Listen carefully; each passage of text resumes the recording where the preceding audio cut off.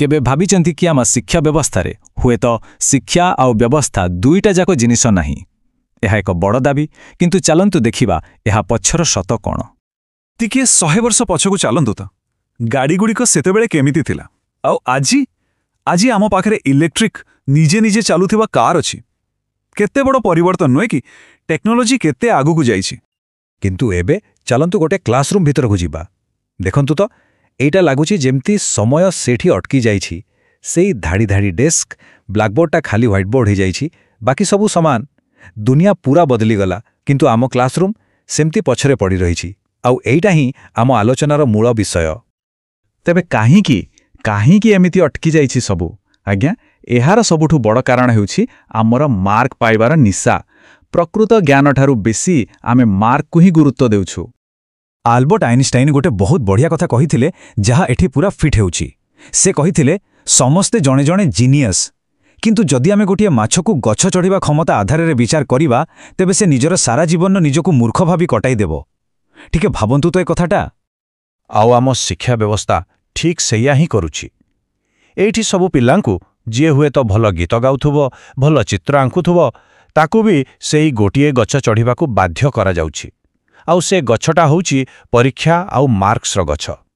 जे चढ़ी पारिला से सफल, जे पारिलानी से विफल। तेबे एहार फल कौन हेउछि? आम शिक्षा व्यवस्था गोटे घोषा पाठ कारखाना पलटि जाइछि।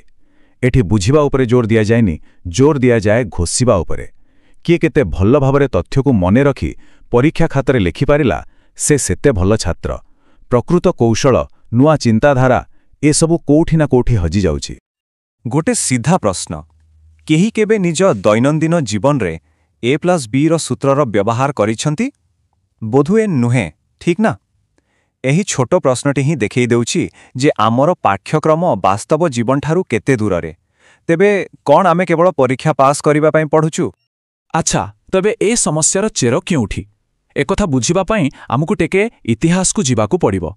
आमर एही वर्तमानर शिक्षा व्यवस्थार मूलदुआ 1830 दशकरे ब्रिटिश माने ही पकैथिले। देखंतु 1830 पूर्वरु आमर गुरुकुल व्यवस्था थिला, जोठी नैतिकता, दर्शन आ प्रकृत जीवनर कौशल उपरे ध्यान दिया जाउथिला। किंतु तापरे आसिले ब्रिटिश। सेमाने गोटे नुआ मॉडेल आनिले, जहार लक्ष्य केवल गोटिए थिला, किराणी आ कर्मचारी तयारी करिबा। आ सबुठु दुखर कथा कौन जानती? स्वाधीनता परे भी आमे सेई पुराना व्यवस्था को ही चलै रखिछु। एहाकु दुईटी अलगा अलगा चिंताधारार तुलना बोली कुहा जाय पारे। गोटे पटे थिला गुरुकुल, जहार लक्ष्य थिला चिंतक तयारी करिबा, प्रश्न पचारिबाकु उत्साहित करिबा। आउ अन्य पटे ब्रिटिश मॉडल, जहार लक्ष्य थिला आज्ञा मानुथिबा कर्मचारी तयारी करिबा। आमे केउ रास्तारे अछु सेटा तो पड़ा स्पष्ट। सेथिपाई तो आम स्कूल गुड़ी को कारखाना सहित तुलना करा जाए। टिके भाबंतु, घंटी बाजिले क्लास आरंभ, घंटी बाजिले शेष। पिला मानकु मार्क आधार रे ग्रेड दिया जाए, ठीक जेमिति कारखाना रे जिनिसर क्वालिटी चेक हुए। ए व्यवस्था रे नेता नुहे, केवल कर्मचारी ही तयारी हुअंती। तेबे ए कारखाना मॉडलर मूल्य किए देउछि?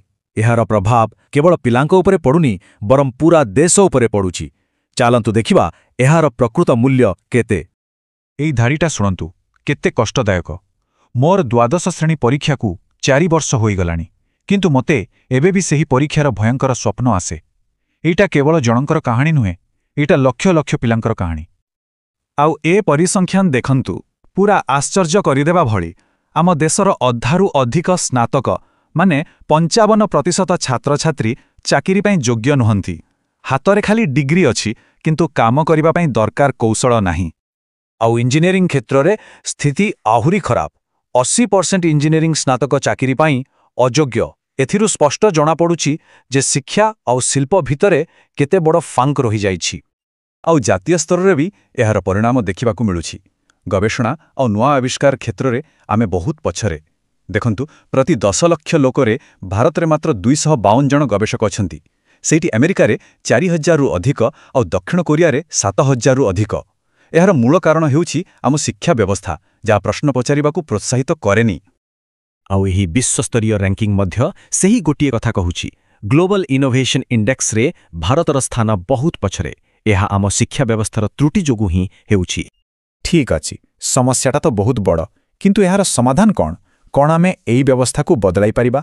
हाँ, निश्चय पारिबा। चालंतु किछि वास्तव समाधान विषय रे कथा हेबा।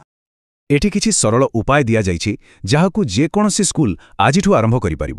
ଏଥିପାଇଁ କୌଣସି ସରକାରୀ ନିୟମକୁ ଅପେକ୍ଷା କରିବା ଦରକାର ନାହିଁ।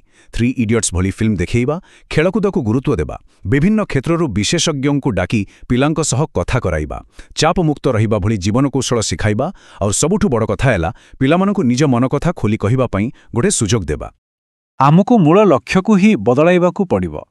ଲକ୍ଷ୍ୟଟା 12 ବର୍ଷ ଭିତରେ କେବଳ ପାଠ୍ୟକ୍ରମ ସାରିବା ନ ହେଉ, ବରଂ ପ୍ରତ୍ୟେକ ପିଲା ଯେମିତି ଅତି କମ୍ରେ ଗୋଟିଏ କୌଶଳରେ ନିପୁଣ ହୋଇପାରିବ, ସେଥିପ୍ରତି ଧ୍ୟାନ ଦେବା ଦରକାର। ଆଉ ଆମକୁ ଏହି ଶକ୍ତିଶାଳୀ କଥାଟି ମନେ ରଖିବାକୁ ହେବ, ଯେଉଁ ଛାତ୍ରଛାତ୍ରୀମାନେ ଆମ ଦେଶର ଜନସଂଖ୍ୟାର 20% ଅଟନ୍ତି, ସେମାନେ ଆମ ଭବିଷ୍ୟତର 100% ଅଟନ୍ତି। ଆମ ଦେଶର ଭବିଷ୍ୟତ ସେମାନଙ୍କ ଉପରେ ହିଁ ନିର୍ଭର କରେ। ତେବେ ଚାଲନ୍ତୁ ଏହି ପ୍ରଶ୍ନ ସହିତ ଆଜିର ଆଲୋଚନା ଶେଷ କରିବା। ଯଦି ଗୋଟିଏ ସ୍କୁଲ ବଦଳି ପାରିବ, ତେବେ କ'ଣ ଏହା ଆଉ 100ଟି ସ୍କୁଲକୁ ପ୍ରେରଣା ଦେଇପାରିବ ନାହିଁ? ପରିବର୍ତ୍ତନ ସବୁବେଳେ ଉପରୁ ଆସେନି, ଏହା ଆମଠାରୁ ବି ଆରମ୍ଭ ହୋଇପାରେ। ଏ ବିଷୟରେ ଆପଣଙ୍କ ମତ କ'ଣ?